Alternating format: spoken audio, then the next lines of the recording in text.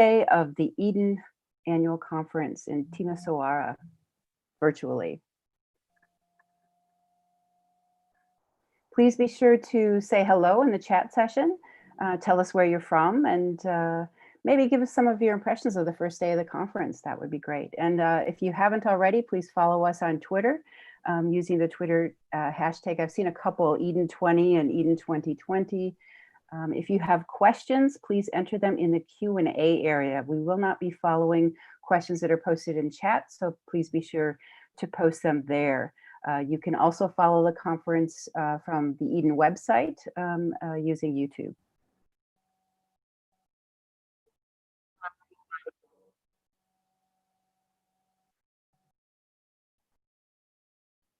So good morning, everyone. We're just waiting for everyone to file into the room this morning. And before we start, we're going to wait a couple more minutes. If you haven't already, please say hello in the chat box and tell us a little bit about where you're from, maybe your impressions of the conference from the first day. Welcome to day 2 of the Eden Annual Conference in Timisoara, or virtually in Timisoara. Please enter your questions in the Q&A area of the Zoom conference. This is where we'll be reviewing the questions and then feeding them to our speakers once they're finished. Our speakers will be giving their presentations, and then we'll have a couple of questions. If there's time at the end, we'll answer more questions. So please say hello. And if you want to know the program, what's coming up for today, please be sure to check out the Eden website, as well as you can also access the live streaming link from there. It's going to be a big day today. There's a lot of presentations, a lot of workshops. Today is also the Micro HE Day, where people will be learning about the results of the EU project, looking at micro credentials. And we're very excited to have our speakers with us today. So, all right, I think I'm going to go ahead and start. We have a really great lineup this morning of speakers to talk to us about the topic of the conference, artificial intelligence. Our first speaker today is Professor DEMETRIOS SAMPSON, who will be followed by Denise Whitlock, and then Anthony Camilleri will be speaking. So each speaker will have about half an hour to speak, and then we'll have a little time for questions and answers, and then we should be wrapping up around 10:30. So let me start out with Professor DEMETRIOS SAMPSON, who is engaged in teaching and research in the field of learning technologies and digital learning since 1996. He is the co-author of 350 articles in scientific books, journals, and conferences, and the editor of 15 books, 35 special issues in academic journals, and 40 international conference proceedings with more than 6,000 citations. Very impressive. He's been director, principal investigator, and/or research consultant in 70 research and innovation projects. Professor Sampson supervised 155 honors and postgraduate students to successful completion. Currently, he leads an international university industry consortium called Learn to Analyze that promotes professional development in educational data literacy for online education and training professionals and higher education students. He is also the recipient of the IEEE Computer Society Distinguished Service Award in July 2012, and named a Golden Core member of IEEE Computer Society and the Golden Nikola Tesla Chain Award of the International Society for Engineering Pedagogy. So the topic of his keynote today is educational data analytics, combining human and machine intelligence in online teaching and learning. And Dimitri, the floor is now yours. Thank you very much, Lisa. It was a nice introduction. I will indeed talk about educational data analytics, but I have decided to adjust a little bit the topic to the current situation that we are all facing all around the world with the health emergency situation. So basically, I will talk a little bit, I will focus a little bit more on the educational data literacy, which is something that of more practical use nowadays for most of the people who are engaged in teaching and learning, either at higher education or at school education. So my presentation will be around educational data literacy, the challenges and the opportunities, especially under the current circumstances and the follow-up situations that we all expect in the different parts of the world, the changes that we anticipate that will happen in teaching and learning because of the experience of the coronavirus. I'll provide some definitions and then also some examples from a project that we are running now in Europe related with educational data literacy. So I'll start with the challenges and opportunities of educational data literacy. Now, I think that even if there were some doubts in the past, today, all over the world, everybody accepts that digital teaching and learning is indeed a key innovation for both teaching and learning at university, but also for professional development and vocational training. And it's actually what has kept education alive and alive during this health crisis.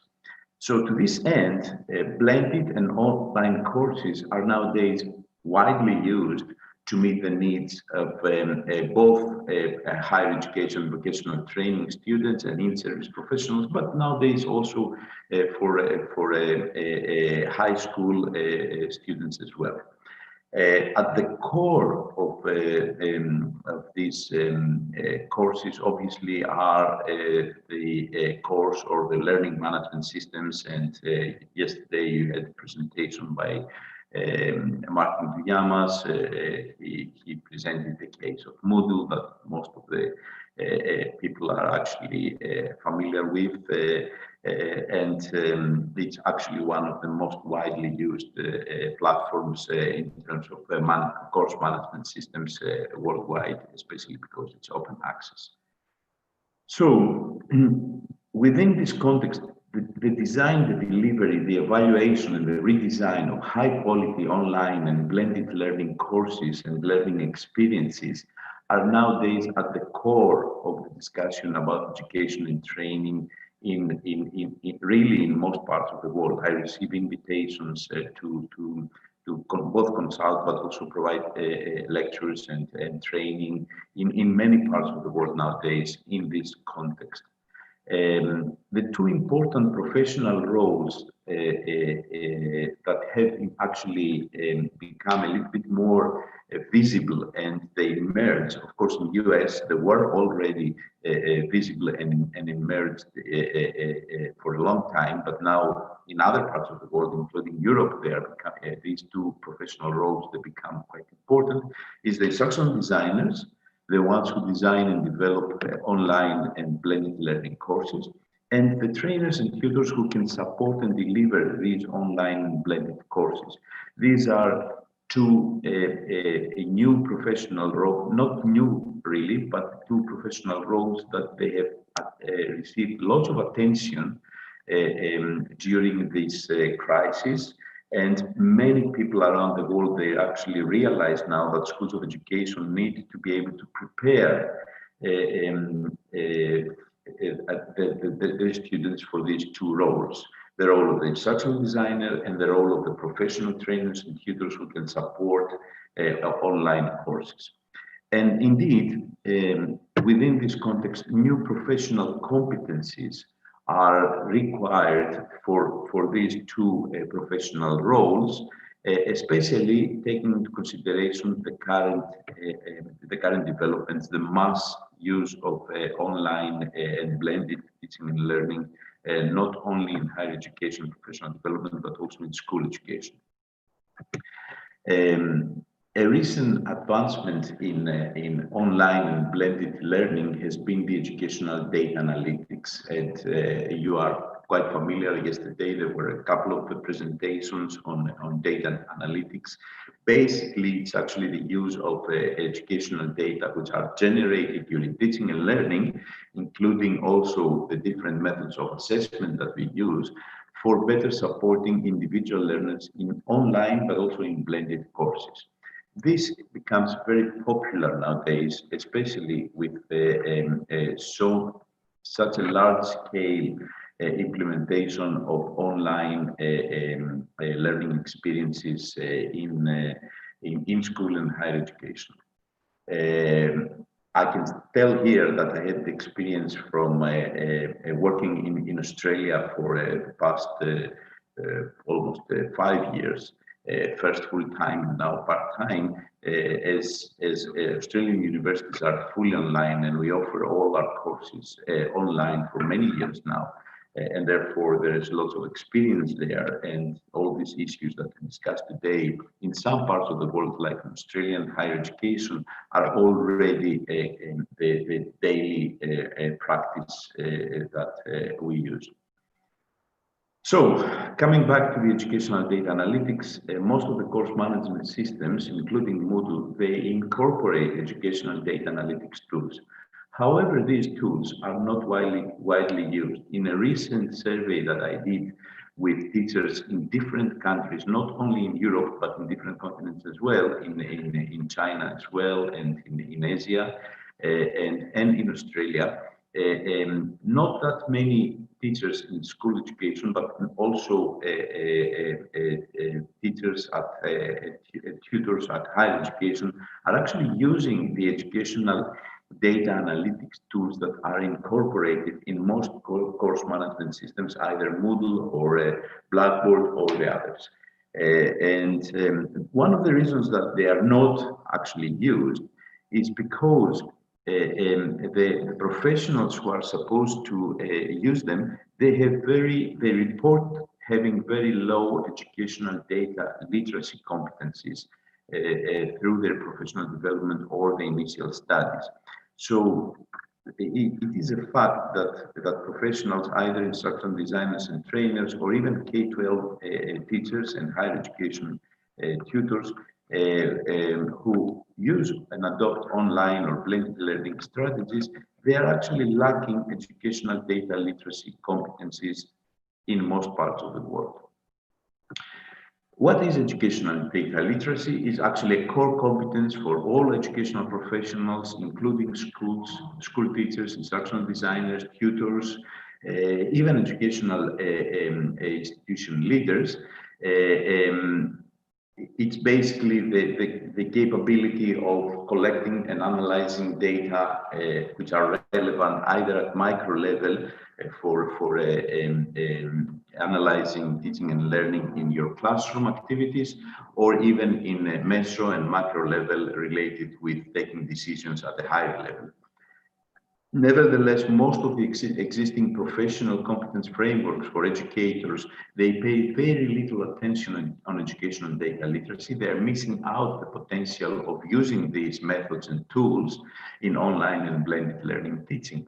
Therefore, there is a need, and this is one of the theses I bring in this presentation, there is a need for extending the existing professional competence frameworks for educators with new competence that they can accommodate the emerging field of educational data literacy. There are also very limited professional development courses for cultivating educational data literacy competencies. Therefore, there is also a need for developing professional development programs that they can develop, but also assess educational data literacy competencies. So I'll give some definition about educational data literacy before I move to the to what we have already done in this field. So basically, it's about collecting and organizing data that are either, I call them profiling data and interaction data. Profiling data are data that can help us profile either the students or even the learning environment, in some cases even the teachers or the course.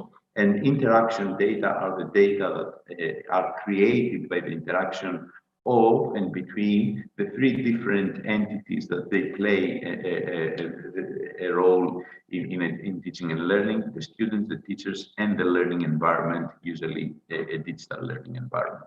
And these data are both qualitative, but also they are derived both with qualitative, which is the most quantitative method. Quantitative methods are probably the most commonly used. Qualitative methods are a little bit more difficult, but I think they're also very important for the educational data collection and analysis. So data literacy, another definition, data literacy for education is the ability to understand and use data effectively so as to inform educational and pedagogical decisions. Education, I use the different words, educational for the macro and meso level, and pedagogical for the micro level, the classroom-based level decision. So it's basically a set of competencies that help educators to locate, to collect, to analyze and understand, to interpret and act upon educational data from different sources so that they can support the improvement of teaching, learning, and the assessment process. This is an overview of the data literacy for an educator. Yes? I'm so sorry. I just wanted to drag your attention that you haven't started your slides. You keep talking, only you. I'm so sorry for this. No, but I thought that I share my screen. No, you didn't. I'm sorry. I kept texting you, but this is why I dare to stop. Oh, well, no, don't text me because I'm not going to see. Yeah, because I knew that I knew that you have a presentation. So maybe if you can, you can quickly just go over the images. Yes, you can go now on slideshow. And just go briefly over them, but don't speak. I'm sorry for this. No worries. You should have interrupted me before. So this is the slides anyway, but it's basically text. So now this is a figure probably that people can see. Is that okay now, Diana? Yes, that's perfect. You look very good. Thank you so much, Dimitris. Okay. Sorry. Thank you. No worries, no worries. Because we tested before and I was sharing my screen. I didn't realize that I had to redo that. So educational data technologies, there are different types of educational data technologies. There are teaching analytics, which are methods and tools that can help you visualize and analyze and assess teaching practice. There are learning analytics, which most of the people are actually familiar with, which are the methods and tools for collecting and analyzing report student-related educational data, and mainly towards monitoring the learning process. And the combination of the two, which is the teaching and learning analytics, which in my view is the most interesting part. The reason I'm saying that it's the most interesting part is because only the learning analytics part, the analysis of the learning process without analyzing the teaching practice, that is the context where the learning is taking place, is probably giving us a very limited view of what is actually happening in the teaching and learning process. So teaching and learning analytics are the methods and the tools that can support the process of reflective practice, facilitating the teacher to actually go back and reflect on their teaching design, using evidence from the actual delivery and the feedback that they can receive and the actions of the analysis of the actions of the students. So these are the three different categories of educational data analytics technologies and tools as far as I see them today. I know that most of the people are talking about learning analytics. We have introduced the term of teaching analytics and the combination of the two. The reason why teaching analytics are useful is not only, and I will insist a little bit on that because I know that you have lots of input from the learning analytics side, is not only for the self-reflection and improvement, that is, there are tools that can help you visualize the elements of a lesson plan or can help you visualize and align a lesson plan with educational objectives and standards. There are also tools that they have some kind of intelligence, and here is the artificial intelligence part that can help to validate, for example, a lesson plan with potential inconsistencies in its design, especially when it comes to applying strategies like or principles like constructive alignment and things like that. But it's not only for self-reflection and improvement. Teaching analytics can help us, especially in cases of mass and large-scale adoption of online courses, to share with peers your work, your lesson plans, for example, and your activities in the classroom, okay, and your experience of these lessons with your students. So share them both with peers, but in case of not so experienced teachers, and that was the case actually nowadays, the past few months with the coronavirus crisis, because many people They were quite even experienced teachers. They weren't very experienced in actually moving their activities online. Therefore, the phenomenon was that we had many younger teachers, less experienced in teaching and learning, but more experienced in using digital tools to act as mentors to the more experienced teachers, but not very familiar with digital technologies. As a result, the way that things have developed, especially in Greece, but in other parts of the world as well, as I have observed, is that communities of teachers were actually created, and therefore the teaching analytics to support each other, and therefore tools like teaching analytics can help these communities to share what they're doing, share their experiences, but also to start working as peers in analyzing and annotating common teaching designs and have some kind of co-reflection and shared experiences in a more, let's say, transparent way. So therefore, I insist that I highlight that teaching analytics is probably something that can be useful in large-scale implementation of online education, especially in school education. I'm not going to go in details on the learning analytics. You have seen probably quite a few presentations, and you will see many more. I can highlight though that mainly I see learning analytics as a tool for building and updating individual skills profiles, keeping track of what an individual student can do. And there are different types of learner data that we are interested in. It's not only the engagement and the performance, but it's also the emotional data that I feel are very relevant, especially in the situation that we faced with the coronavirus crisis. Emotional data became extremely important, like stress or anxiety or boredomness within the context of online courses. And I suggested to many people that this is probably a good opportunity for doing a little bit more research on this particular topic, the use of emotion, the collection and use of emotional data, of course, overcoming all the issues with ethical restrictions and privacy, things like that. So I still think that this is an interesting topic. If there are people who are interested in doing more research, I would love to get in contact with them on this particular topic.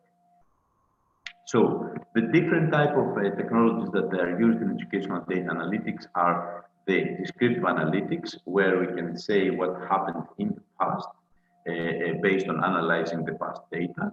This is useful, but not very useful. The predictive analytics, so we can predict future trends based on identifying patterns and things like that from the analysis of past data. But what is more interesting, to be honest, is actually prescriptive analytics. What we could do or should do, should is a little bit strong, what we could do.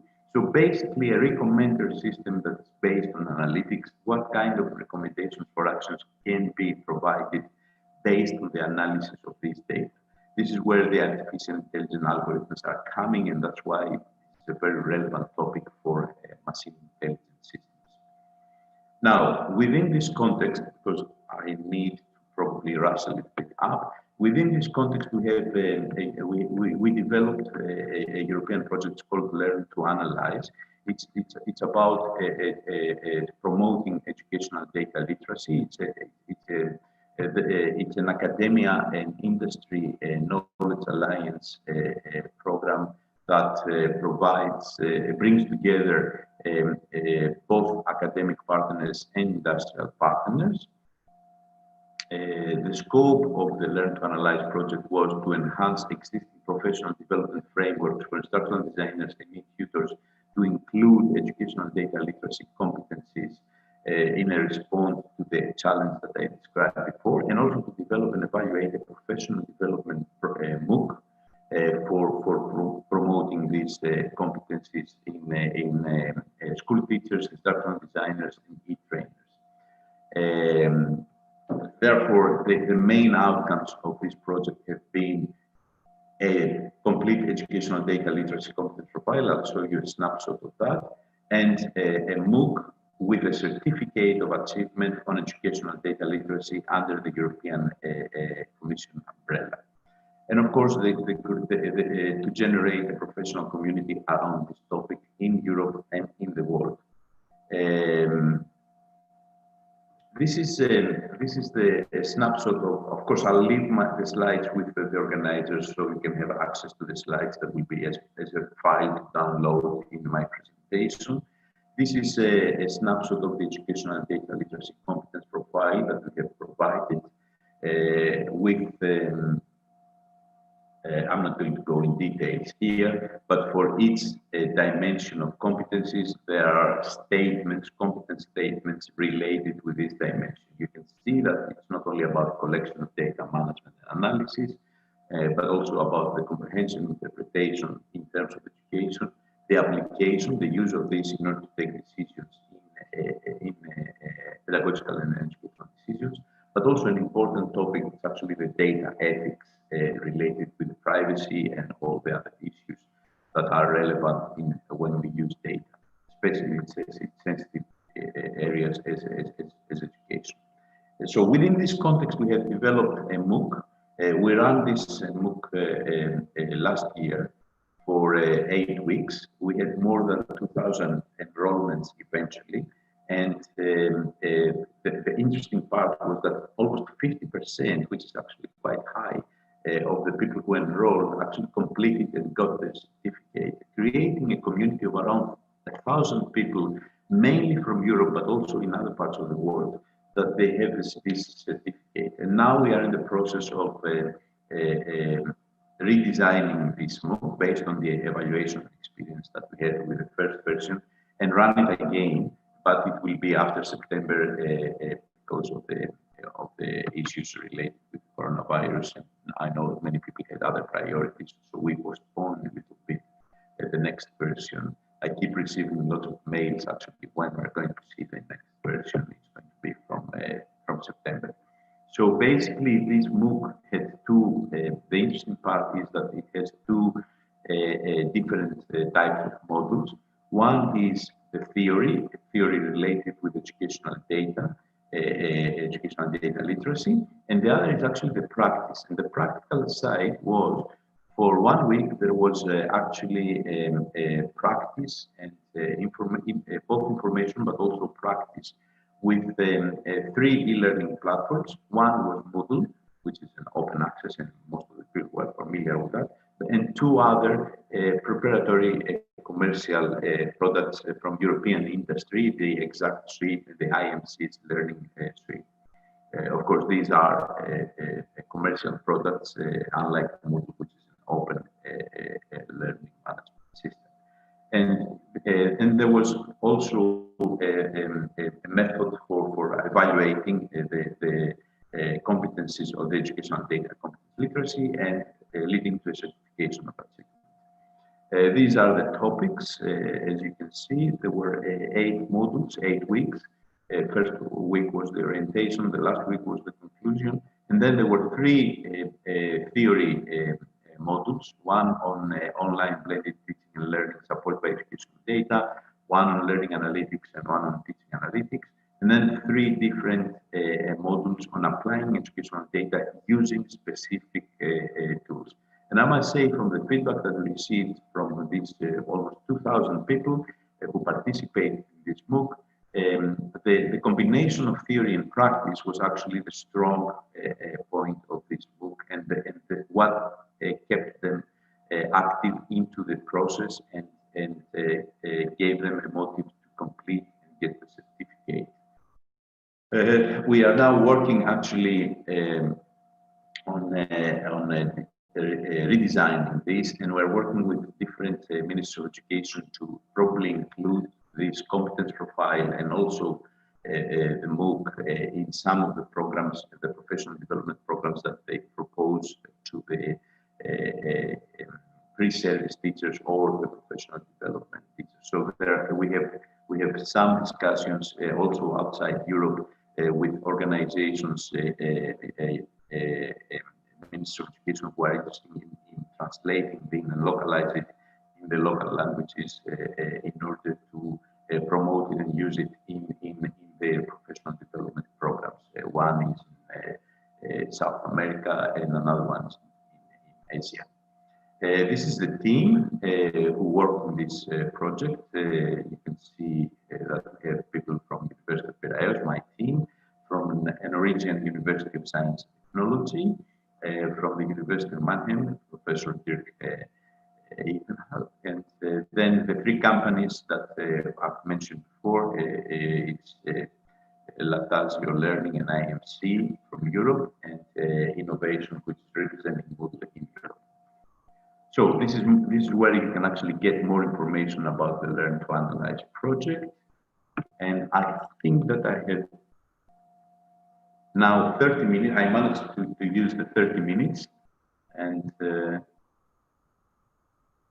I will now stop my presentation.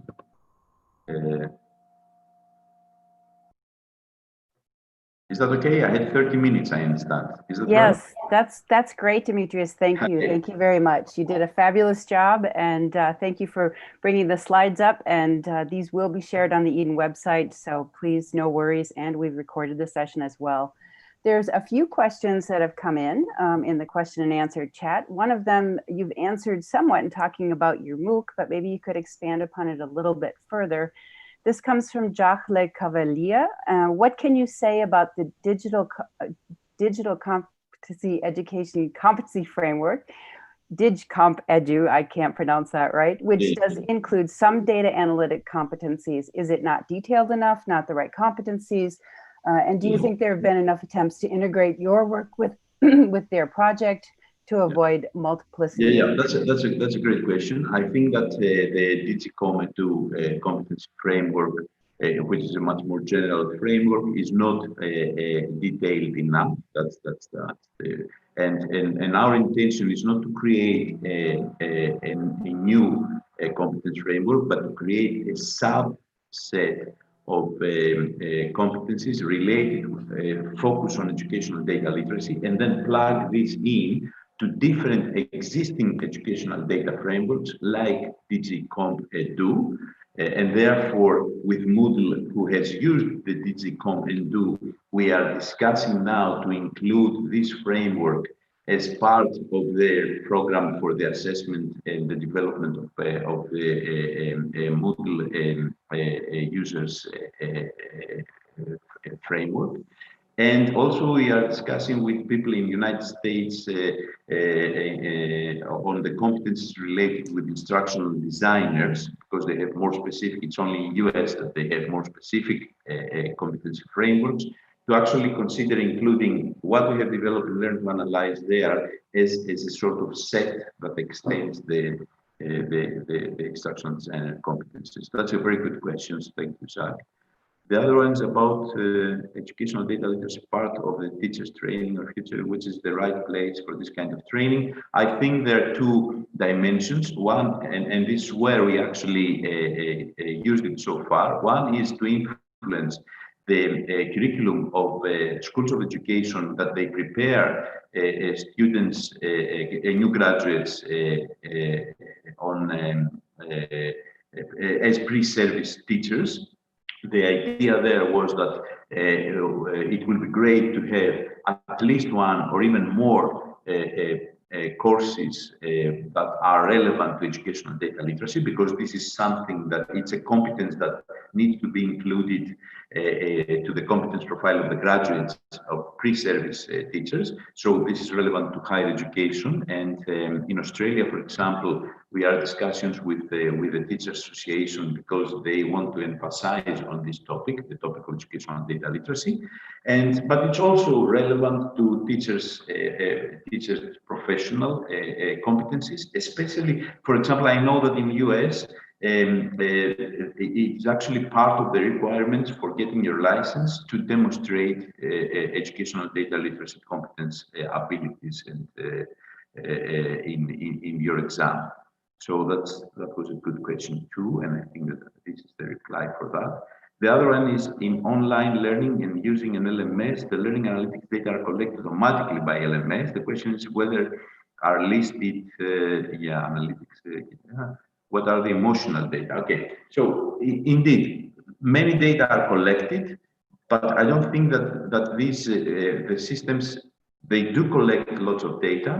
I don't think that they have developed so far tools that can analyze this data and to the extent that it's actually needed by the different teachers in different contexts.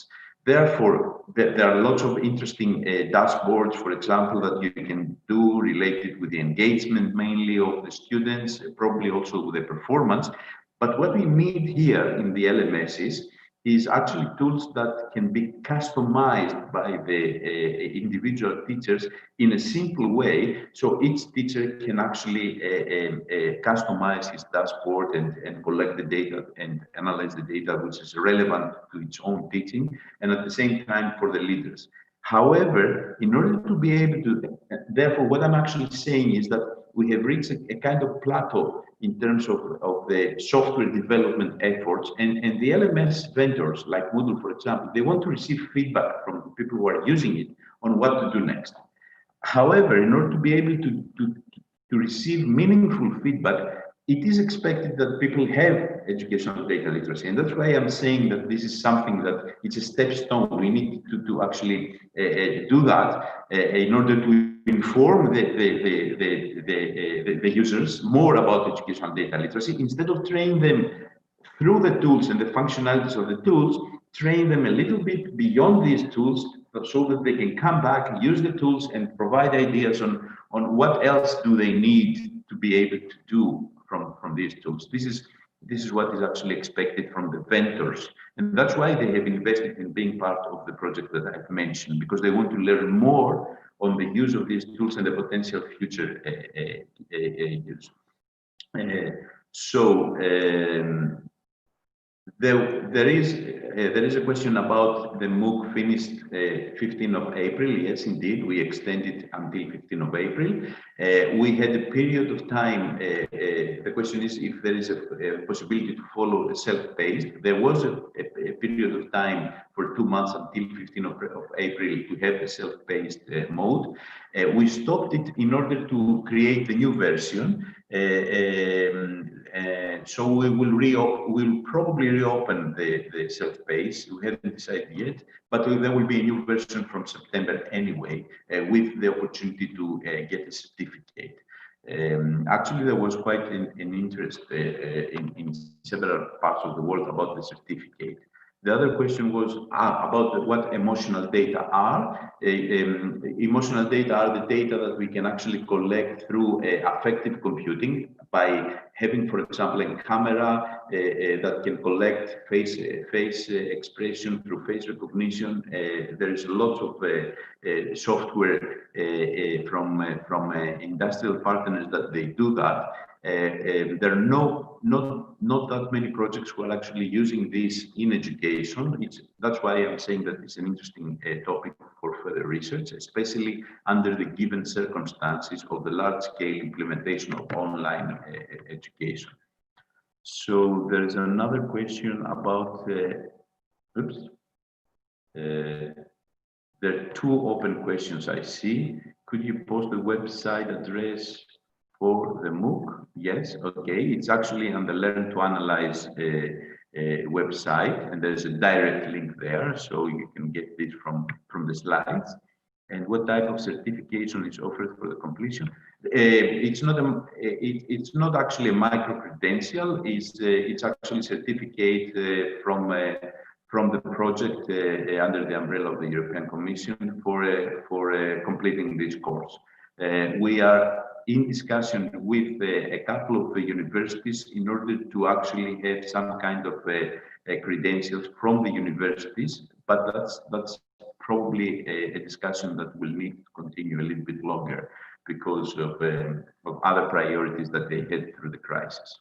So I think that I answered. So this is not, we are not yet for the first version of the MOOC on the micro-credential side, but we are under discussions for that on the future. So I think that I have replied to most of the questions.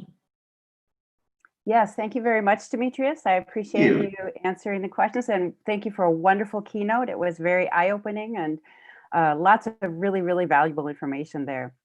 So thank you everyone for checking in for this first keynote so early in the morning. We're now moving on to our next keynote, who is Denise Whitelock from the Open University UK.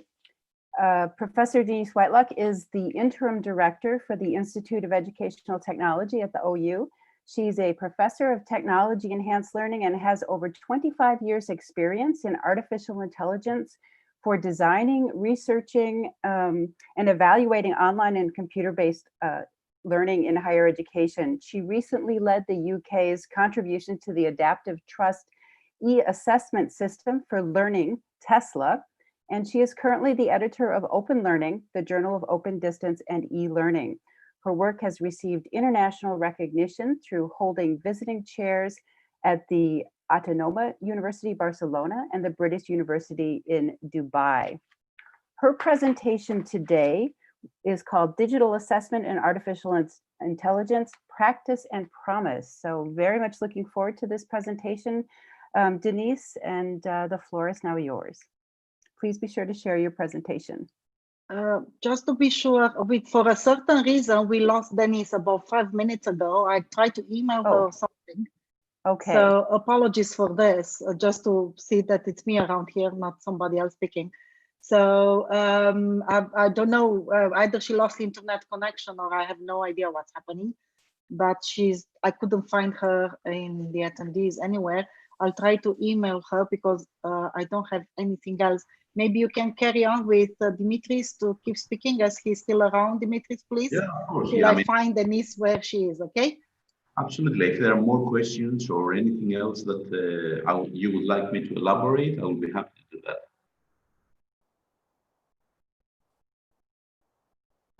Okay.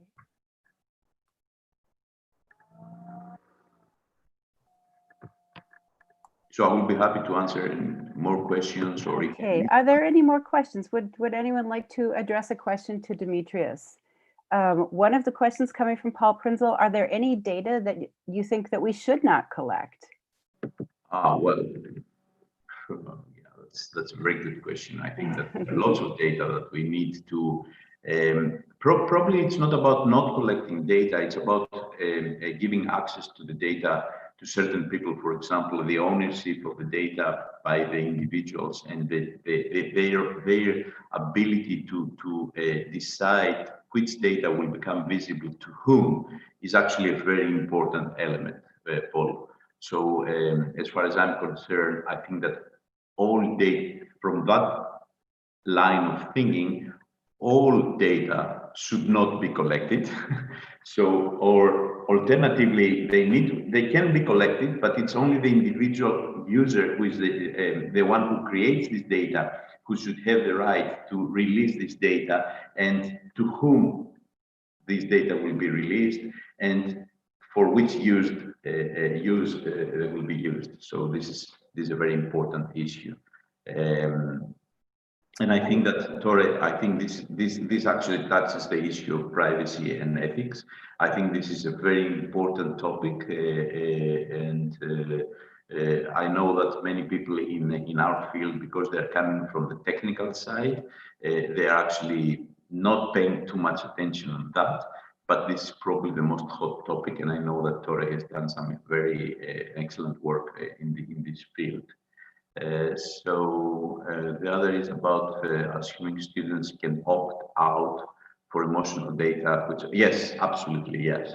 It's the question by Britta. Absolutely, yes. It's the same question, actually, the same thing, that the data are owned by the individual, and what will be released and how it will be used. It has to be under the control of the individual users. Otherwise, it's completely unethical and useless, I think. One of the issues, of course, which I would like to comment, because I had this discussion here with the Minister of Education, is the role of the partners, of the parents, especially when we are actually discussing issues related with recording for a primary school and for very young children.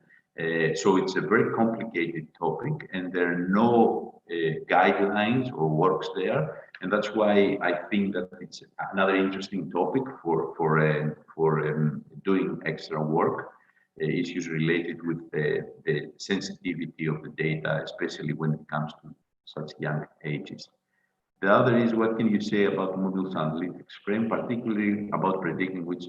Well, I'm not in favor of any of the tools that. I mean, I'm not very happy with any of the tools that I have seen in all course management systems. I think that they have very simplistic prediction algorithms most of the times, and that's why I'm saying that this is probably the start of that they have done the LMSs, but probably more work can be done only if users are engaged in the process and they start defining their needs in a more accurate way. So I think that the vendors have done what they can do, and the software developers and the researchers and everybody. But at the end of the day, now it's a time for people to use it in a large scale and learn from that. Yeah, Demetrios, I think this is also something that that Martin brought up in his keynote. Yeah, just the real need for more social media, more interaction too, amongst the educators in sharing their best practices. So Moodle is trying to do what they can do, but as you pointed out, it's not something that is really in their domain.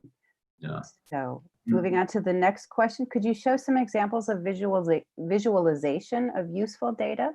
Before that, I would probably like to comment on what you said, Lisa. That's why I insisted on the teaching analytics part, because it's actually quite useful for people to understand that there is a design behind teaching and learning, okay, and there is effect from the delivery of our design. And therefore, using the data in order to analyze our teaching and reflect on our practice is, of course, it's common sense for all of us here, but it's probably not very common sense for the hoi polloi, for the mass of the teachers who are working in the field. And therefore, the teaching analytics tools are probably useful to have. That's why I highlighted this part of the educational data analytics tools. But I think we have our next speaker. Yes, we have. Unfortunately, she lost internet connection and she's now from her phone. So welcome, Denise. Okay. So I'll stop here and give the floor to the next speaker. Thank you so much. Thank you. Thank you. Good morning, everyone. It's a pleasure to be with you. Can you see me? Yes, we can see you, Denise. I want to share my screen. There's a button at the very bottom. Yeah, can you click on that? Yeah, just click on the arrow pointing up. I just want to get this. Let me get this up. Can you see my screen now? Not yet. I've clicked on it and I need to, you can't seem to see my screen. No, there is another share blue button in the right corner of the screen, which comes up after you select what you want to. Yes, that's what. Got it. Oh, thank you. Thank you. So, good morning, everyone. It's a great pleasure to be with you this morning. I'm so sorry I'm late. My internet went down. We're all suffering this in this new COVID-19 situation. Now, I'm Denise Whitelock. I'm the director at the moment of the Institute of Educational Technology at the Open University in the UK. And we have 170,000 students, and this is my building. And IT, the Institute of Educational Technology, was one of the first departments in this new way of working, this new university. I've been working in AI for a long time now. And I want to talk to you today about some of my own work and others' work, and about in digital assessment, and how I want to take the students' point of view, the teachers' point of view, researchers' awarding bodies, software developers and disruptors. So this is how I'm going to run the presentation this morning. I think it's very important when we're talking about assessment to think about the students and their feelings. And this is some work from Chris McKillop, a doctoral student who wanted students to write narrative stories about their feelings about assessment. She didn't get very far, but when she asked them to draw, this is what she found. And here's another picture from her collection. And, you know, assessment is very stressful for students, and we need to bear that in mind. And of course, what happens to us in our teaching? I would say, if I asked you and I was in the room, I wish I was with you all. I asked you, you know, what's your way of working and your teaching? You'd probably say you were all constructivists. And so we're moving pedagogy forward. But also we work within institutions that are awarding bodies from the institution. But in all this AI work, learning analytics work that we heard from our colleague earlier, I think the grand challenge for all of us is representing in some way an analysis of learning that can be readily understood by ourselves, the teachers, and also the students. Now, here's an example of Ali Fowler's work. She used a LISC program. This is early AI stuff. And what she was doing is there was a call from the teachers who were teaching Spanish in an English university, and they had many thousands of students, and they couldn't have enough tutors to respond to the students quickly enough. And you know, I'm speaking to you, I'm a native speaker in English. I'm sure a lot of you are not native speakers, and you've learnt English. And it's very difficult if you make a mistake or you start making mistakes and they're not corrected early, then you get this fossilization. So what she did is she set up this program where students could start translating, and they had 2 attempts. If you can see on the slide, attempt 1, they got 57%. They got some feedback and then they tried again. And so this is an early AI program, but what's important, there are lessons important here for us even now. So if you want to give some feedback during a test, that it is best if there are 2 attempts to unequally weight the marks and to give more weight to the first attempt. Otherwise, the students won't try hard enough, and they found that. And so the final mark really depends on how much help and support's been given. And so therefore, you know, it opens the agenda to people that you can give feedback during a test and change the marks accordingly. As I mentioned earlier, students have a lot of anxiety about testing and how do we maintain our empathy with the learner. And to give feedback that I've been writing about, which I call advice for action. And goodness, look, somebody's tried to write all their answers on their picture, on their hand, because they're so nervous. And look at the expression of anxiety. So how can we help students with their feedback, reduce their anxiety and motivate them? And I was given a task at the university to try and write a program, and I did this with Stuart Watt, so that students in the arts faculty didn't want just multiple choice questions, but they wanted to write something in some text. This was early days, and get some feedback. And before I started doing this work, I was very impressed by the work of Carol Dweck. And her work, I'd like to share that with you, where she realized in her research that praise often means to a student that they're clever. And negative feedback often means that haven't got any ability. I can't change and I can't do very well. And Dweck did this particular work in the United States with Muller. They looked at thousands and thousands, worked with thousands and thousands of school children in the US and gave them Raven's tests. These are non-verbal reasoning tests, and they set up 3 tests with the students, and it was a randomized controlled trials. So some of the students were praised for effort, some for ability. They took a second test and then the third test. And what was important here is that the students who were praised for effort scored 1 point more than those for ability. So what does this work tell us? And what is Dweck telling us? She's saying your intelligence is something very basic with people, and people, when they receive feedback, can believe that their intelligence is very fixed and it doesn't matter what they do. And if you have a growth mindset, you actually believe that you can try. A lot of work is trial and error, and that you can change and you can get better. And what does a fixed mindset look like in people that you're working with? Often they're very super sensitive about being wrong, and they're always trying to prove themselves.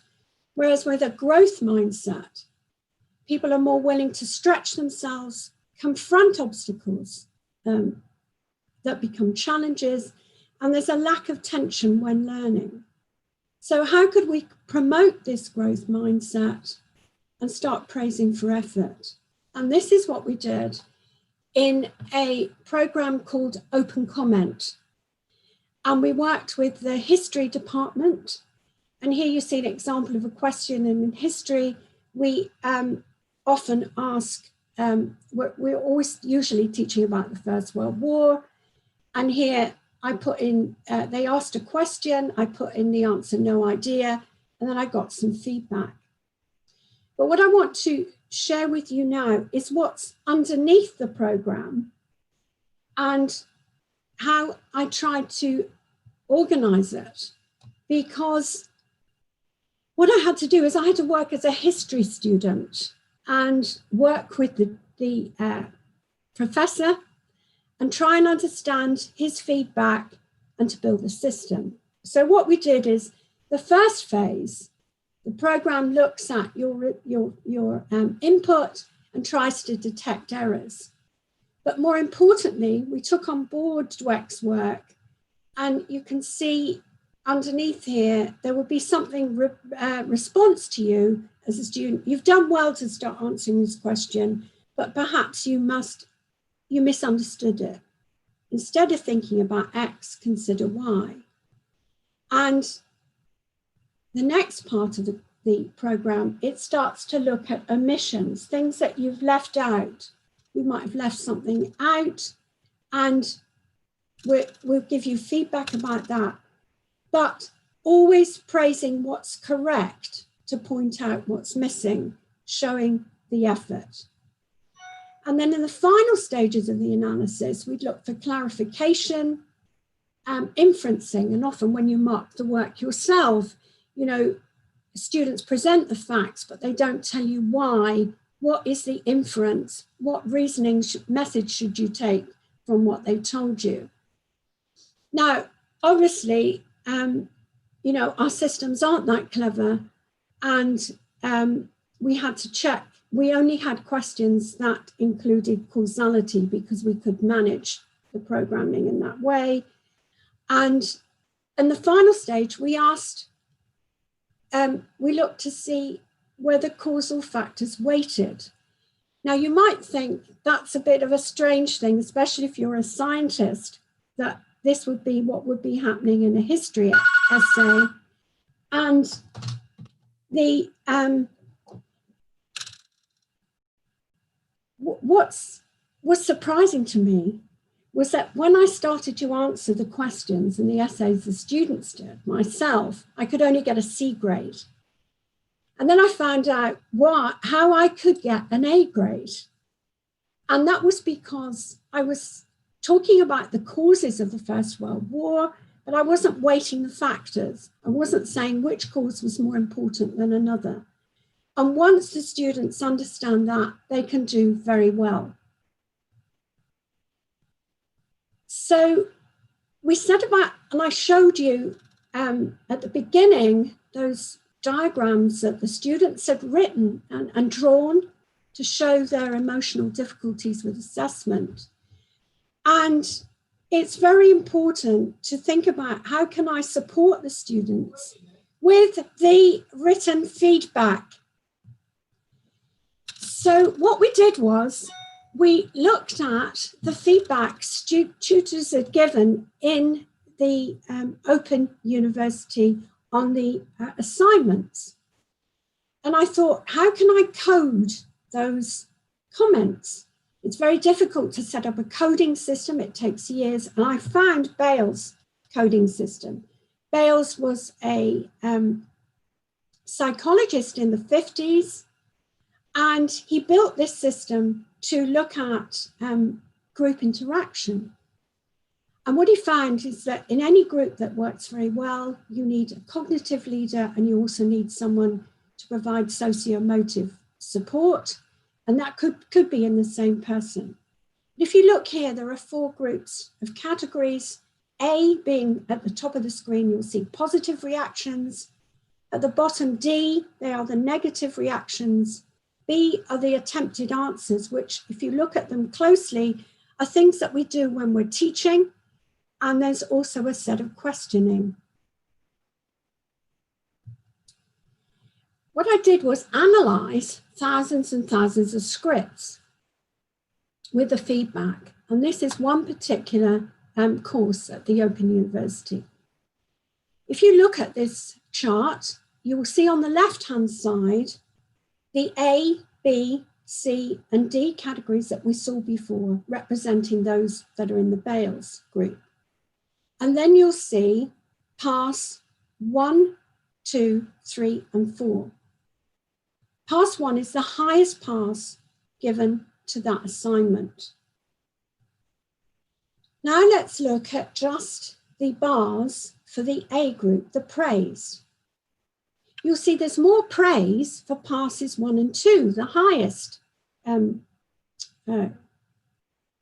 marks given, and less praise for the lower marks. That is not unreasonable. If you look at the teaching comments, you'll find that there are more teaching comments given by the tutors in the lower grades, the lower passes, 3 and 4, less in the higher passes. And again, this is very reasonable if you think about it, because if the student has a lower mark, the tutor has to give them more feedback to help them get better. Let's move to the group C.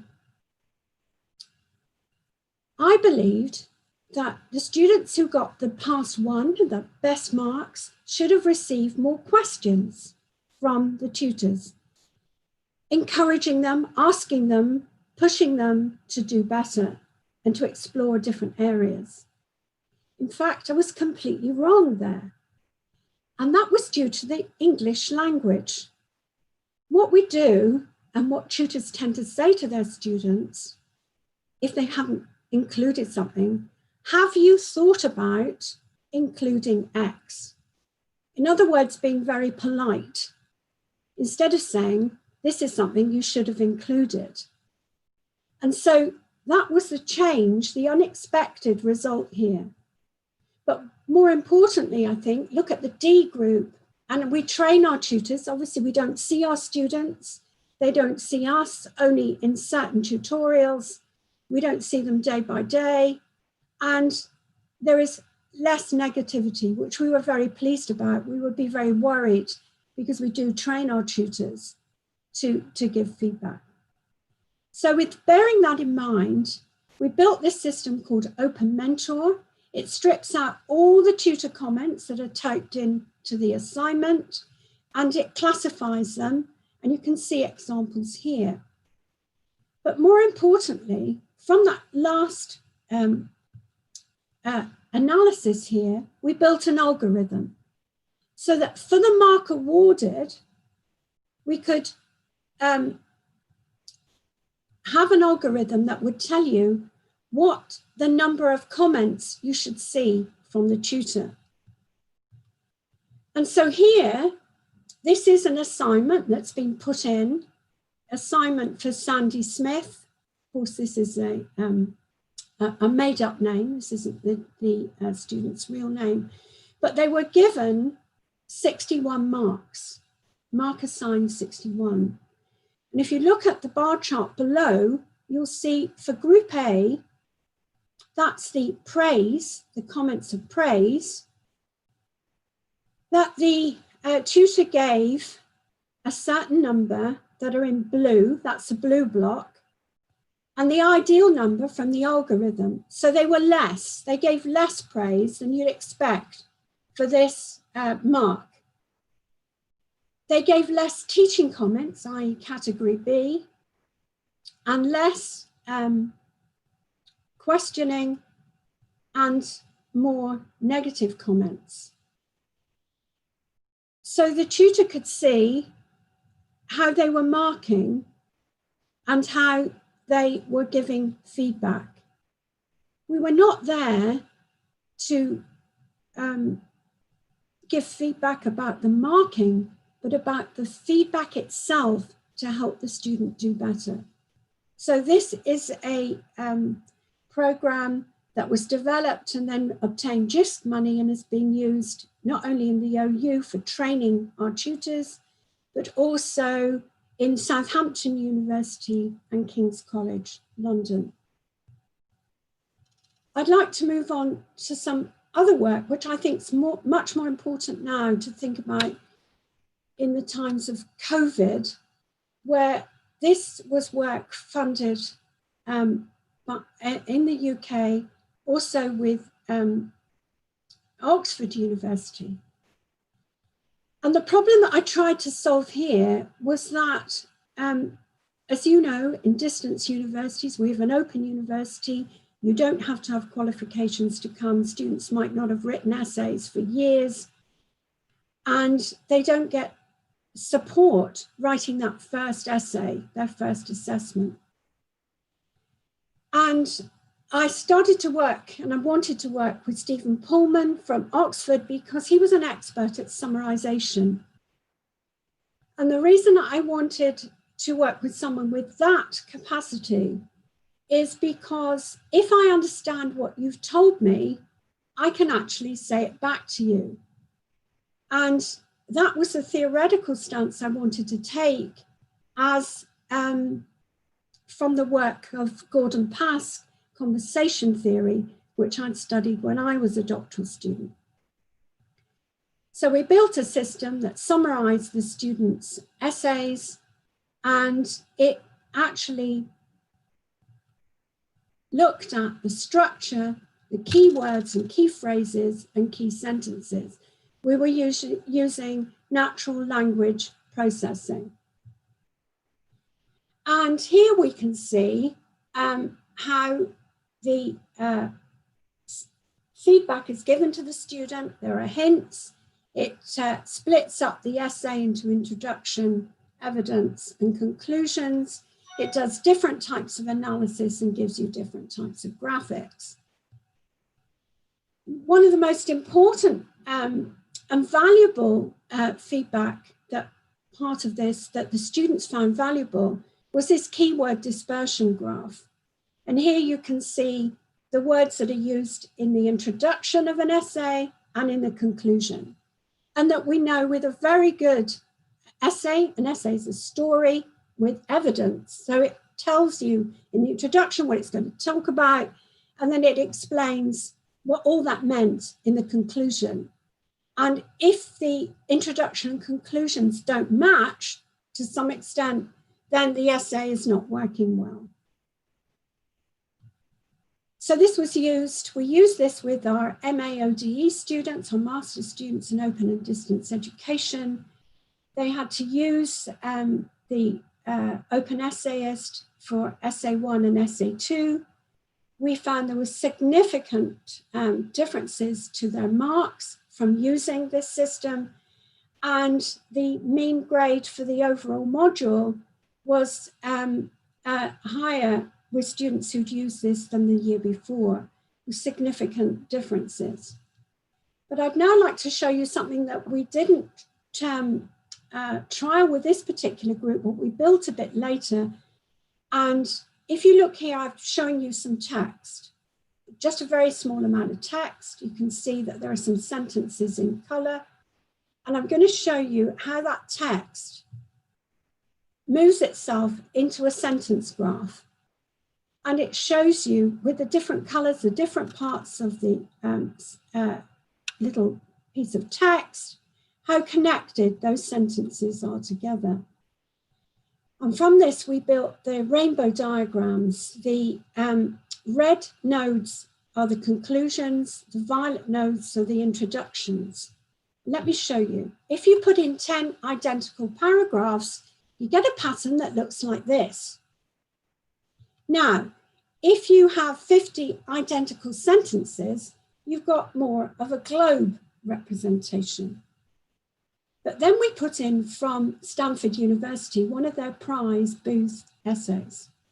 Now look, now you can see that the whole of the phrases and sentences are very well connected. The introduction, the violet nodes and the red nodes are very close together, and the rest of the essay, which is the evidence of that essay, are very well connected. So we put in this essay from one of our students with a high grade, obviously not as good as the Stanford Booth essay, but we can see the connectedness, and we can see that there are parts of the story not well connected, they are on the periphery. And here's a low grade where we can see less connectedness. What we did then was we actually we asked students, 45 students, to write 2 essays. And we put them through the rainbow diagrams, and we found that we could, by eye, look at these, but we found that the differences, that essays rated as high by the rainbow diagrams would be expected to receive 8.56 percentage points more than essays rated as medium, and 17.2 percentage points higher than essays rated from rainbow diagrams as low. A very important finding. And we've been using this with our students in helping them to write essays, giving them feedback, formative feedback, to improve the connectedness of their arguments. I want to talk about now just one final example of work just recently, a European project I was involved with. And I think, again, very important in this COVID time, because it was about trust, adaptive trust e-assessment. And it was about securing reliable online assessment using a range of technologies, voice and face recognition, keystroke pattern detection. As you know, we all have our own way of typing that can be detected. And there was anti-plagiarism and forensic analysis in this raft of technologies, all put into one system. And there were many partners in this project, but these are the partners who actually tested the systems. And we've looked at thousands and thousands of students testing these systems throughout Europe. And the subject areas we looked at, a good range of subject areas in the arts and sciences, social and legal sciences, health sciences, engineering and architecture. And we ran 3 pilots. And you can see the types of assessments that we put through from these different areas. And the language of the courses, it wasn't just in English. So we had Turkish, Finnish, ourselves at the OU in the UK, Dutch partners, Spanish partners, Bulgarians as well, trialing the system. And we used a range of activities, online essay writing, short answer quizzes, planning, there was coursework, reading, reviewing, all sorts of different assessments. And on the whole, there was a very positive experience. But there were real challenges about people giving away their facial recognition, you know, their pictures of themselves and their audio. But we were GDPR compliant the way the system was. But, you know, giving away personal data, you know, is a difficult thing to do when we're not always ready to do that.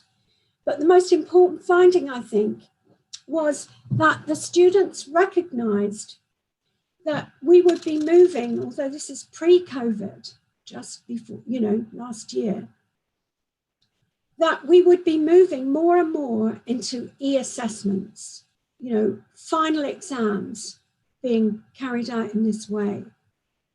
And that they felt that, you know, students should not be able to plagiarize other students because that would make a difference to their results, and that their institution needed to be trusted by employers that if they were undertaking this type of assessment, that everything was proctored and invigilated correctly. Finally, I'd like to talk about disruptors in our area. Of course, there are commercial companies who are bringing AI into the market. There are private online learning institutions. So there will be different ways, bringing new ways of working, and government policies. Governments want shorter, cheaper courses. We're talking about micro-credentials at the moment. And of course, COVID-19 will be a major disruptor when people have had to move online when they're not used to moving online. And of course, in this picture here, you can see now, he's a little robot we've got in our lab at the computer science department, which I've been working with. And we've already got chatbot recommender systems, and they are becoming better. We are linking some of our feedback with Alexa so that you can query our systems, our courses, and we can direct you to a point in the text that you want to learn about, you want to know about. And how about language rehearsal with your own robot who won't be tired, who will listen continuously? Maybe we're not at this phase next, but I can take questions, but it won't be 3 million in 5 minutes. Thank you for your attention. And I've left you with some references, and I'm sure my slides will be distributed. Thank you for your attention. Thank you, Denise. We really appreciated you coming in and also with the technical challenges that you faced, that we were able to overcome those. There are a couple of questions in the chat box that perhaps I will direct to you. One of them is many schools in Europe still have graduation exams when school students are tested after 10 to 12 years of school learning. And the exams, which are very stressful, decide their future learning and careers. We have a situation like that also in Germany. Sometimes they cannot have the second chance even after a decade. School graduation is engraved in their life and determined by their diploma. How would you comment on these practices, and what would you recommend for the policymakers in education in these countries?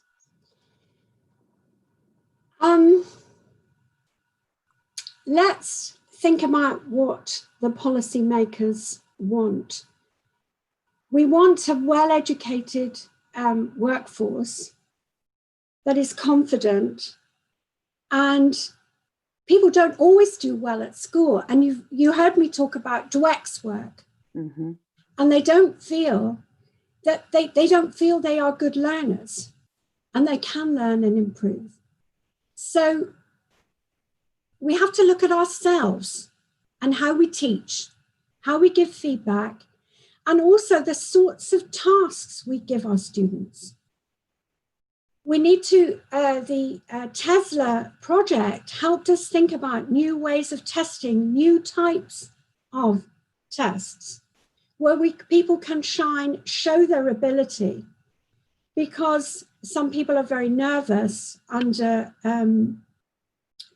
these test conditions. I myself was immensely nervous. I was with you for 24 minutes. My internet went down. I had to ring someone who looks after our internet in our house, and they said, we can't fix it. We turn off the routers and nothing. You must go to your internet provider. So it was absolutely terrible, but I had to overcome it. And I couldn't even see your faces when I was talking. So was that a good test? Well, I managed to pass it, I think, somehow. But for somebody else, that might have really shaken them, especially if they've been a younger researcher. So why don't we think about the range of tests that we want to give our students? They shouldn't all be the same, and they should be given at different times. And to show and to try and bring confident students to the end of their studies, where they know it is not just ability, that if you do a thesis, you know it's 10% inspiration, 90% perspiration. And it's the people who continue and keep going that come out in the end. Thank you. Very good point about the growth mindset. It's really important, and perhaps we need to start teaching our policymakers a little bit more about the importance of the growth mindset within our curriculum. Yeah. I have another question from Raza Greenspan, and that is, hello, Denise. I've been analyzing the concepts of assessment for learning and formative assessment, and I found that some scholars think that they are synonymous, while other researchers argue that and list certain criteria in which these assessment strategies differ. What view do you support, and how is formative assessment different from assessment for learning? Thank you. For me, formative assessment isn't any different from assessment for learning. That's what it should be. And that's why the type of feedback is so important. And I showed you Open Mentor, where we were trying to help tutors to give very good feedback. And for me, I've been writing about what I call advice for action. So that feedback must help you move forward, help you change and practice. Maybe what I'm really concerned about is that students don't have time to practice too much something they've just learned. We wouldn't go and take a driving test after a couple of lessons. We would make sure, and our instructor would make sure, that we were safe on the road. And I've had students say to me sometimes, if only I knew the questions you were going to ask me before, even in a class setting, I would look cleverer, you know, I'd look better. And I think, you know, assessment for learning is formative assessment, so you can practice, and you should be able to practice. And like that essay, Open Essayist, you could practice. And what we found was that when they had that tool, students didn't give in their last minute attempt. They did practice using the tool. Now you could say the tool isn't that smart. Well, it isn't. Maybe it was the practice, but does it matter? Because you need to practice, you need feedback, and you need confidence to be able to ask someone to give you, who you trust, to give you some feedback. I have a question, and this is based on my experience working with educators who have really large numbers of students in their classrooms.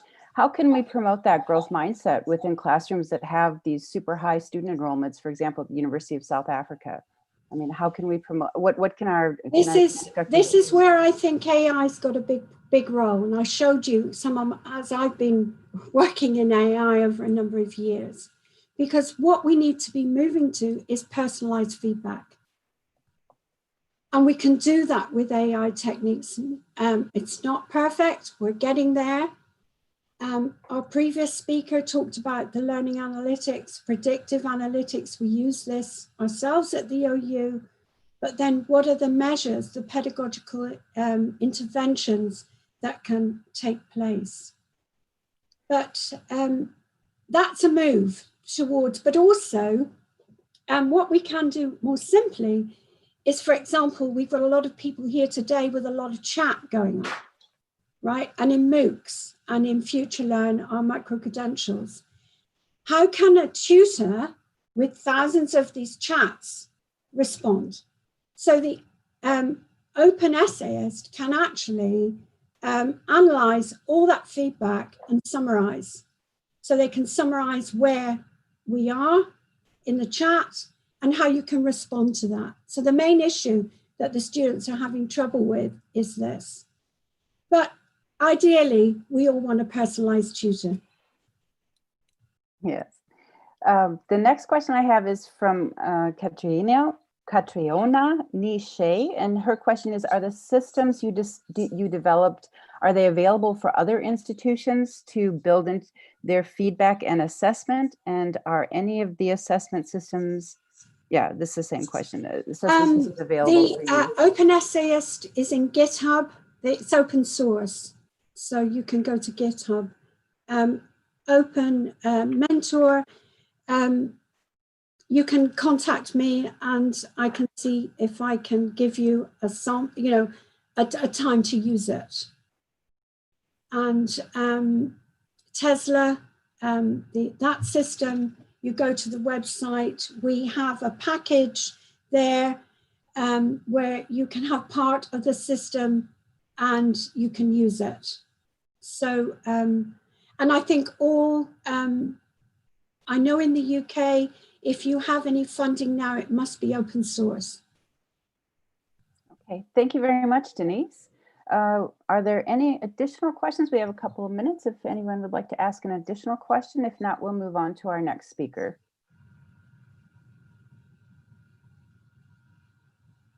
Okay, well, thank you again, Denise. It was a very informative presentation, and it's great to see the research that you're doing, and I'm very happy you were able to overcome the technological challenges this morning. Thank you, Lisa Marie. So our third speaker today is Anthony Camilleri, who is the director of the Knowledge Innovation Center in Malta. Anthony's expertise is in quality assurance processes and knowledge transfer of research. He's given training on techniques for peer review to quality assurance agencies across Europe. For knowledge transfer, he has worked with international associations to better describe their research outcomes through their communication channels. He's also developed a methodology for improving impact measurement of dissemination and exploitation activities within EU projects. Anthony was previously engaged as Quality Services Manager for the European Foundation for Quality in e-learning, FQL, responsible for coordination of projects linked to OER, including OER Test and VM Pass. And he's going to be talking to us today about the introduction to the Micro HE Project Final Conference micro-credentials in the future European policy landscape. So, Anthony, the floor is now yours. Thank you. I just do a quick audio test, make sure you can hear me fine. I see you nodding. So thank you for the introduction. Being that I am introducing a session, I thought it would be useful to contextualize the discussion we're having on micro-credentials.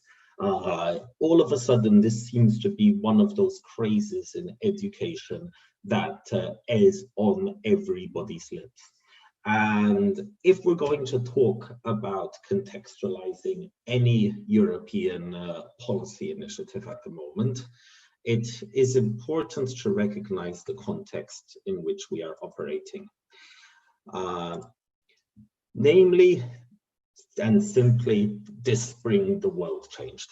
I don't think I have had a conversation in the past 4 months that didn't have a reference to COVID or to Corona. Suddenly, all of us have become data analytics experts looking at the latest numbers. And higher education in particular has been called upon to go above and beyond, doing everything from providing distance learning to masses of students overnight, to research arms being asked to produce vaccines, to all kinds of innovations and things which we thought wouldn't even be possible 2 or 3 months ago. And if you were to characterize this as an expression, you might say that higher education is operating in a world changed utterly. And hopefully those of you who are more perceptive will have noticed that there's a small problem with this article, and that is that it's dated 2010. Because as a matter of fact, the last time we were saying higher education has to face new challenges and be more flexible and rise to the challenge and be more employable, and you're all familiar with this set of trends, was the last time a financial crisis hit in 2008. And part of the response at that time was the famous or infamous year of the MOOC, which was famously declared by the New York Times in 2012. And if you bought into all the hype that was around that, MOOCs were supposed to give us student choice, they were supposed to allow for increased employability, they were supposed to allow for reskilling, and the more you read into it, it was supposed to be part of the solution to the dark times we were living in and to the reduced opportunity of people in that crisis. And when we're talking about this, it is good to keep in mind the perspective of what we might call millennials. And simply enough, if you're from my generation, which I just barely qualify as a millennial, we are now facing the second once-in-a-lifetime economic crash in the period of 10 years.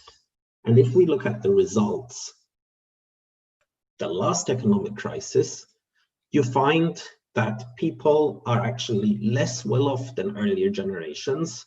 They have lower earnings, fewer assets, less wealth, fewer children, fewer marriages. It has had a real concrete effect. And that was the result of the one in 2008. Now we're coming up to the second one, and these people are going to get hit a second time. So it would be worth asking, do we as an educational establishment have a good answer, a good value proposition for them? And if we look around at the things that are being posted, we find that MOOCs again are being touted as part of the answer, and that people are showing increased numbers in MOOCs. So these are just some class central rankings for MOOCs, and basically what you're seeing is that in March and April, the numbers of sessions on all the large MOOC platforms increased dramatically, everything from 50% all the way up to 400% in terms of increased hits.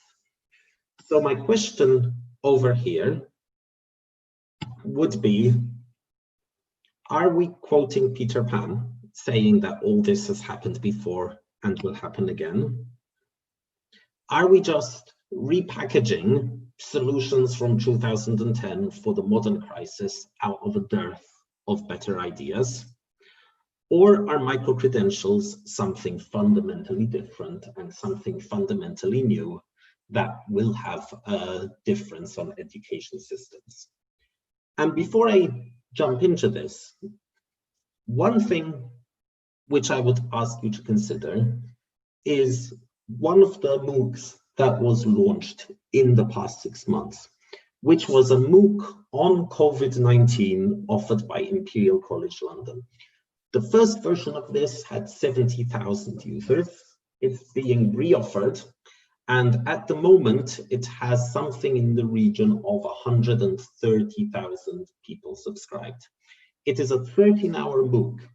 And I ask you to consider, where else in the history of higher education have we been able to run this in a matter of weeks, deploy it globally, and have 200,000 people listen directly from the experts in the field in response to a public health emergency? This was not even technologically possible 10 years ago. And the fact that now, let's say, we can produce this with this kind of speed and this kind of accuracy says something about how the MOOC and the short learning program industry have grown up over the years. So my question is, are micro-credentials just rebranded MOOCs? Or are micro-credentials the crux of 30 years of educational innovation? And to consider that, we need to jump into what we consider micro-credentials to be. And one of the fun things about micro-credentials is that nobody really agrees on a definition.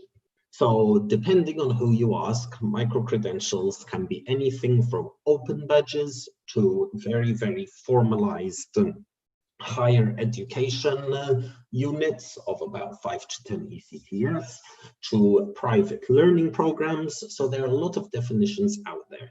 And if we're going to talk about a European landscape of micro-credentials, we really need to settle on one of these. But the one thing everybody seems to agree on is that a core element of micro-credentials is that it's made up of a system of interoperable building blocks. And this concept of interoperability and of combining different micro-credentials with each other is the core difference between micro-credentials and what came before. To some extent, you might say that micro-credentials represent a more mature vision of education than MOOCs. Or you might rephrase that and say they represent a less libertarian vision of open education than MOOCs. And what we mean by this is just putting content out there, hoping that people will find it and that people will put together personalized, and that those personalized learning pathways will miraculously become recognized without much intervention, is very, very idealistic, but not necessarily the way the world works. On the other hand, taking that same set of open education modules, that same set of opportunities, and creating pathways in which they can be combined and creating structures that allow for that combination can become much, much more powerful and be a bridge between, let's say, the very, very open ideals of open education and the much, much more formalized ivory tower arguments you are used to hearing. So in a way, micro-credentials are trying to occupy this middle ground between different systems. And linked to that, micro-credentials can be said to have 5 features. The 5 features generally are considered to be modularity, which means that micro-credentials can be grouped into small units. Stackability, which means that they can be combined and that smaller credentials can be combined to make up larger credentials. Portability, which means that you should be able to take micro-credentials earned at one institution and use them in another institution. Digital, and here we mean that the credentials themselves are digital. And universality, which means that those micro-credentials should be available in different educational contexts and different educational systems. The other unique thing about micro-credentials is that if we think about an educational life cycle, curricula and course specifications are set by educational institutions, and they are the input which goes into a course. Courses and programs are taught by the educational institutions, And the combinations within courses and programs are also controlled by institutions. Credentials are the output that comes after you have finished your learning. And credentials are held by the student and are controlled by the student. And when we talk within the sphere of micro-credentials, of stacking and combining, we think of the student being the one who is the final say and the final control about how to combine these into portfolios. So the focus on learners is also one of the key features when we talk about it. And so what I would ask you to consider is, how are micro-credentials like electric cars? And if you think, how are micro-credentials like electric cars, I would argue that, if my PowerPoint will work, the concept has been proven. So MOOCs and short learning programs, and also non-e-learning short programs such as summer schools, have been proven as a concept. They are known to work.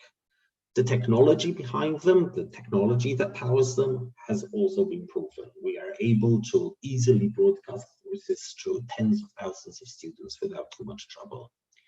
There's a clear social imperative for flexibilizing education. There's public demand for these courses, as shown by the statistics I was showing you before of increasing MOOC numbers. We've also proven that the micro-credentials aren't necessarily the ambit of new exotic providers only. We've proven that legacy providers are able to provide micro-credentials, and they are relatively easy to get.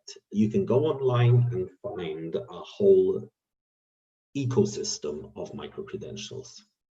And finally, they enable new types of educational mobility.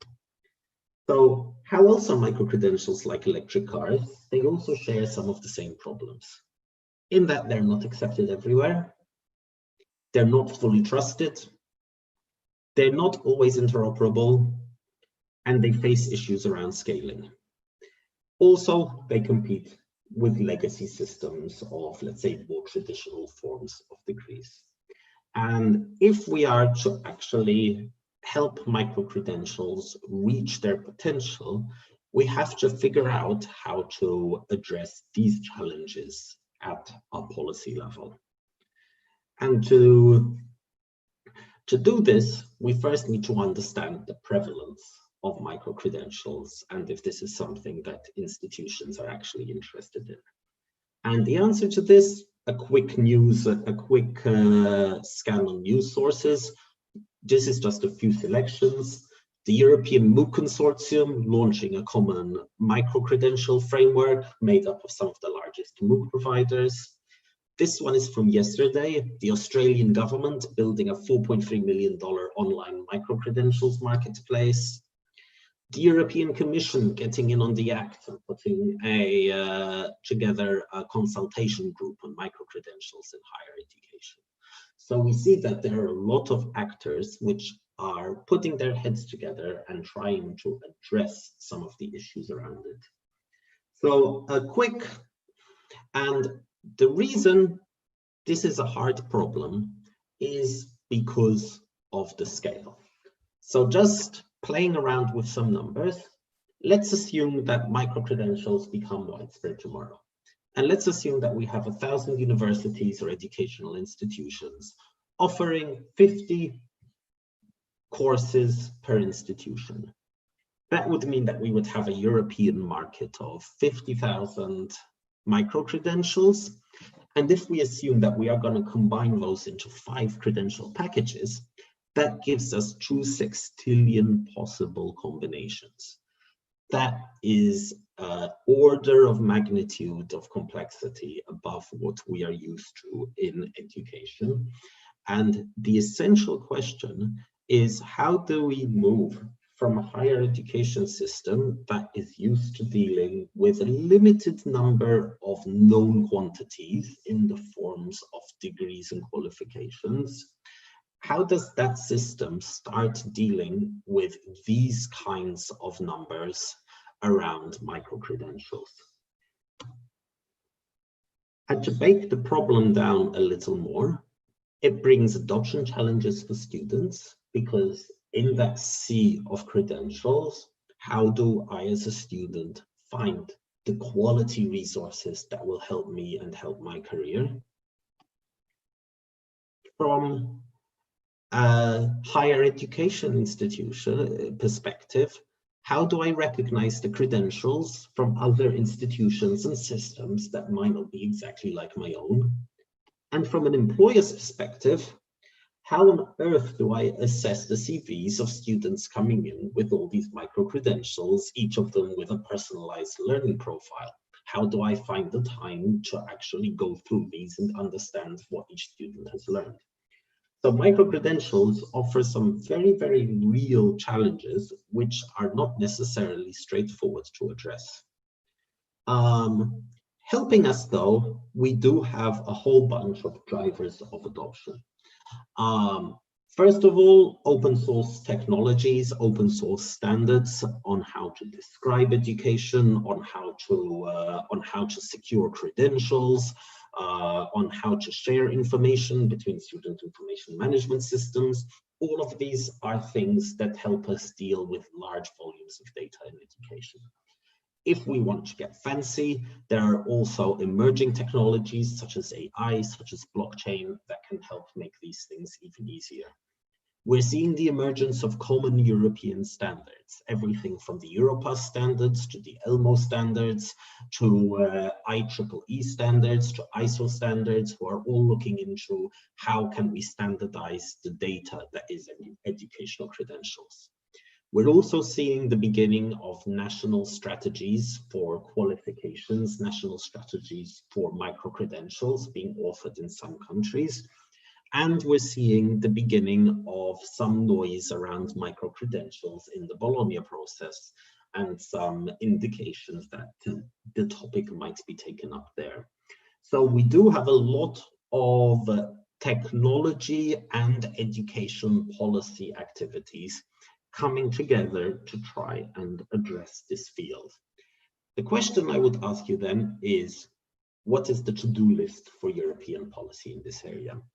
And I would propose that there are some straightforward items that need to be dealt with if micro-credentials are to reach their true potential. The first and simplest is that we need a common definition of micro-credentials.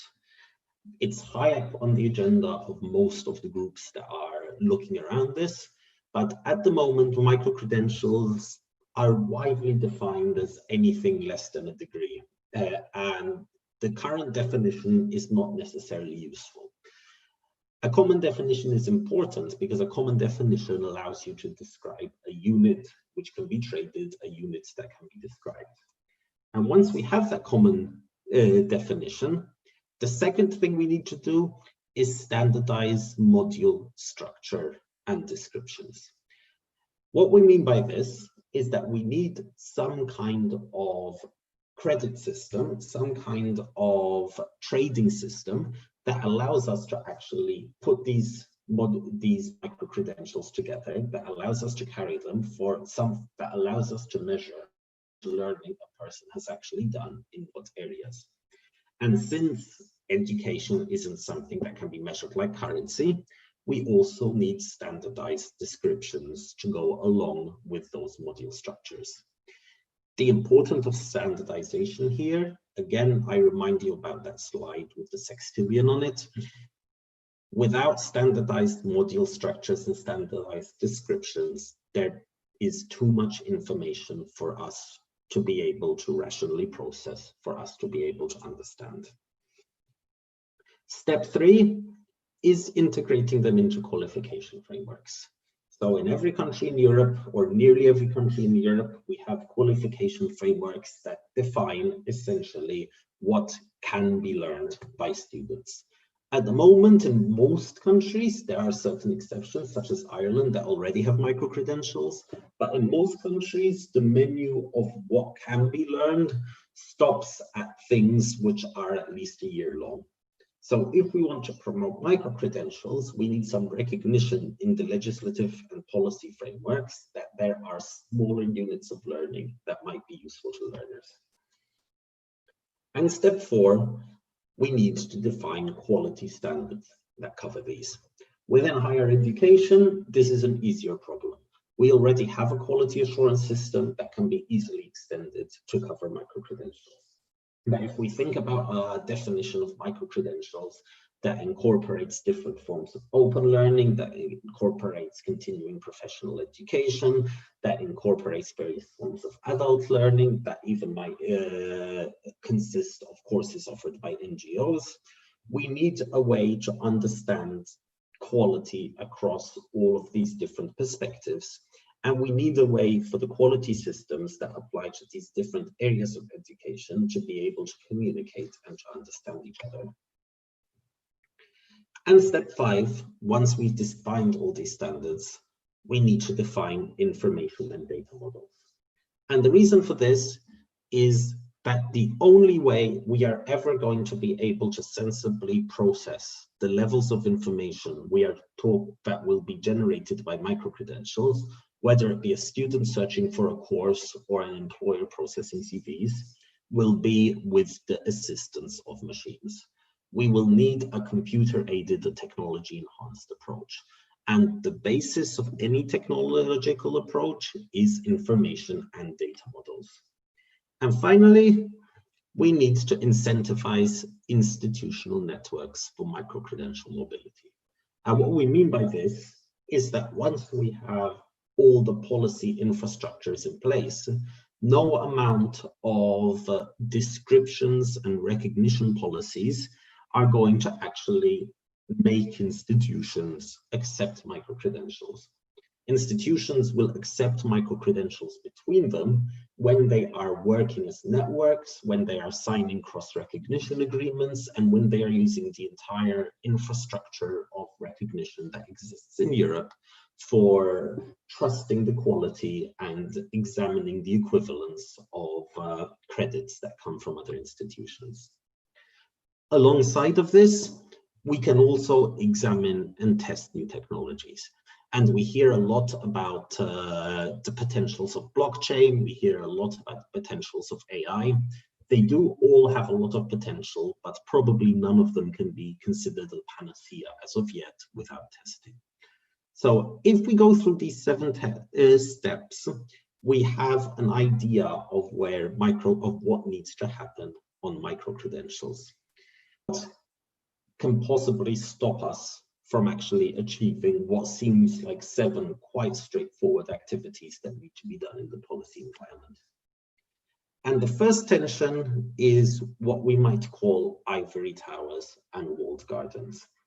Ivory towers are usually associated with higher education, and it's usually associated with higher education not being open to the wider world.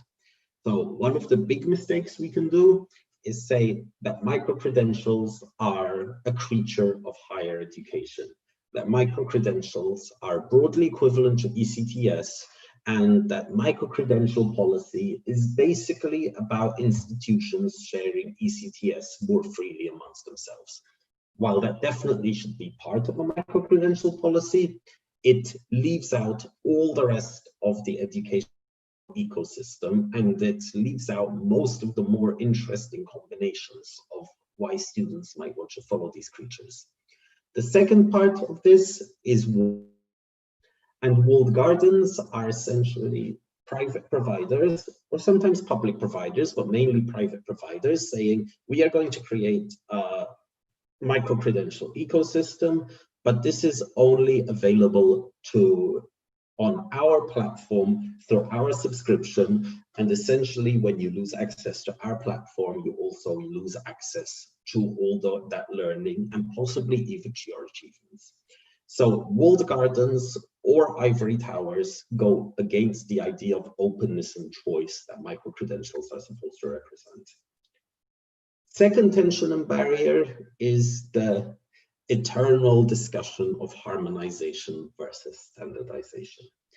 It's very, very easy for us to say standardization is hard, so let's harmonize instead. And I do understand the reasons you want to harmonize, but simply enough, the more you opt for harmonization versus standardization, the more complexity you introduce into the system. Because we're talking about a system that's already vastly complex and has vast variety in it, the more harmonization we increase, the harder we make for all of this to be transferred. So in the harmonization versus standardization debate, it's dangerous to go for the easy answer of harmonization unless it's absolutely necessary. Third challenge is what I call AI optimism. I hear it a lot in meetings these days where they say, okay, there's no problem. How do we help students? How do we help students choose the right problem? We'll throw AI at that problem. How do we figure out which CVs are most appropriate? If we have a vast CVs, we'll throw AI at that problem. How do we assure the quality of credentials? We'll throw AI at that problem. And no doubt we can do a lot with AI. We can do a lot with natural language processing, but AI is A, in its infancy, makes a lot of mistakes, and B, AI sets. And if you think about how many high quality data sets there are on student choice and micro-credentials, there aren't really any yet. Maybe we can start thinking about it and start thinking how we can build data sets that will allow us to process micro-credentials in the future. And AI will definitely be part of a strategy on a longer, let's say 10-year perspective. But at the moment, I would argue that AI isn't there. We need slightly more traditional approaches and not just saying AI will solve this eventually. Last part of this is incumbent momentum. And just like I said that, listen, there's a lot similar to electric cars in the challenges that are faced by micro-credentials.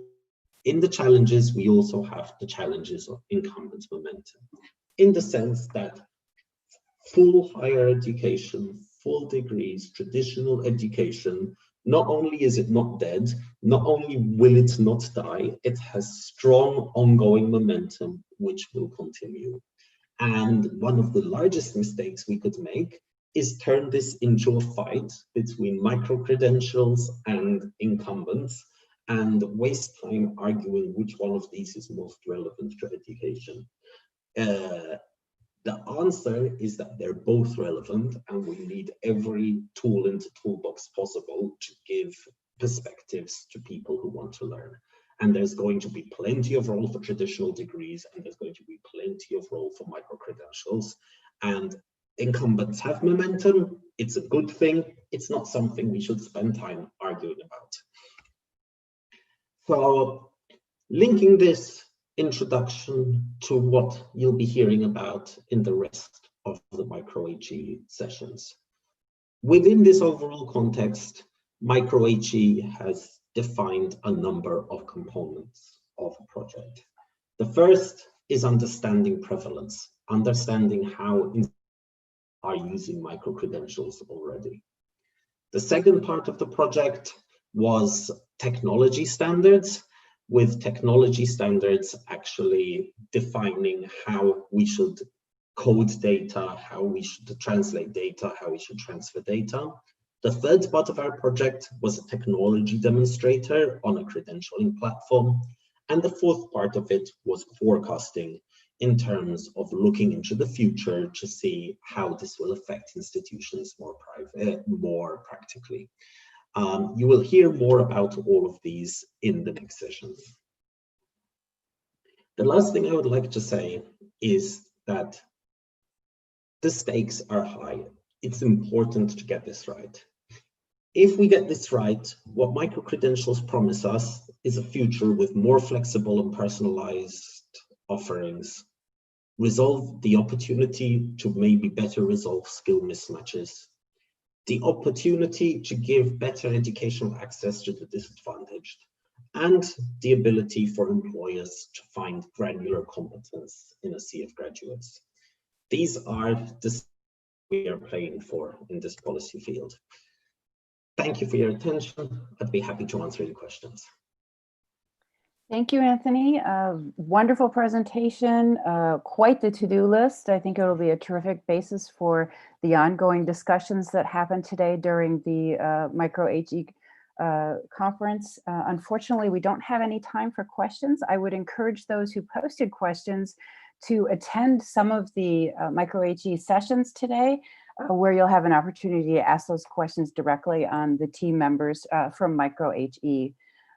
Diana, I'd like to hand this over to you because you had some follow-up comments that you wanted to make. Yes, thank you so much for this, Lisa, and thank you, Anthony, thank you, Dimitris, and thank you so much, Denise, who managed to overcome quite a lot of stress over her loss of the internet and to do a very good presentation. So I will briefly just share my screen to do some technical things and to invite you to the other sessions. So you, again, to remind you that on the EDEN website, which is edenonline.org/2020_Timisoara, you find all the time the program in the CEST, in the Central European Standard Time, Summertime, sorry, programs, hours. So please have a look there if you are not very sure at what time is what session. And then once you have logged in into the conference.upt.ro, which is the event structure where you find papers, other information, and the connection, there you can select your time zone and you will be able to see directly in the time zone. I need to say this again because quite a lot of people are asking us also on Twitter and also via email, when is they're supposed to show up to different sessions. So this is where you can find exactly the time. So we will have now a virtual networking coffee break in a different Zoom room. My colleagues are going to be there. They will going to show you some videos about Romania and allow you to talk and to speak around and to have some networking time. Then we have some parallel sessions where you have all the links into the conference.upt.ro website, and you will be able to join them. I need to direct attention that beside the standard theory, student need and paper presentation of full papers, we have a workshop which is presenting the experience of EDEN with the webinars, the Monday webinars, as we call them, the online together webinars. And then obviously we start the PhD symposium, where we have three strands, three sessions in the PhD strand. Anthony just introduced the Micro-HE workshop, where you have other sessions coming up. There are three of them. We will have a virtual lunch break, which I need to remind you again, where our therapist Elena is going to come again live, and you will be able to do some stretching exercises, and also you will be able to have the possibility to chat around and to discuss things. And I want to invite you for tonight. We had quite a lovely virtual tour last night. The recording is already on YouTube of the virtual tour, because I got a message from several people asking when the recording are going to be available. And that was an event which we supported. It's also on the e-learning YouTube channel beside of the EDEN one, so you can also see it there.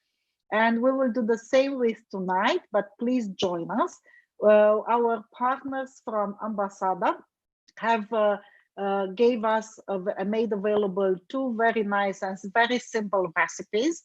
One is grishku lapte and the other one is sarmale. So you will need to go here to see the recipes and also the videos, and to try to do the cooking if you still have time to do that until tonight, and then join us. But if not, please bring any of your food and a glass of wine or beer or whatever you have at home or nearby, better some national drinks, and we will have a lovely chat about community involvement and the cultural festival of Timisoara. We'll have some jazz music with a very famous band from Romania, Bega Blues Band, and we will be joining somehow virtually from a cultural community space, which is called Faber.